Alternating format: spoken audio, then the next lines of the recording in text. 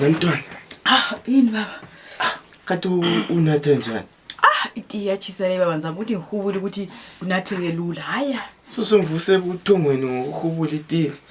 Mama uyabusulalela ivolume yobunandi.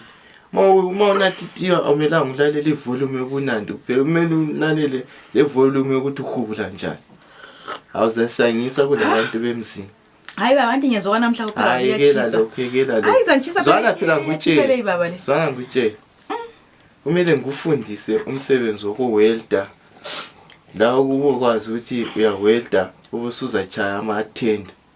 Baba mina ngisengenza umsebenzi ngalowo neyabuzuya ngapi. Abe sefile phela. Antu ungafanza qhatsha. Uzaqhatsha? Hayi baba. Umuntu oqhatsha phela ngosesifa. Hayi baba khona ukuqhatsha kokufa. Ukuqhatsha nje ukuthi nayo sengumanager. Njengomuntu olento zakhe ngiqhatsha abantu. Mina ibe ngithatha imali izisebenzi.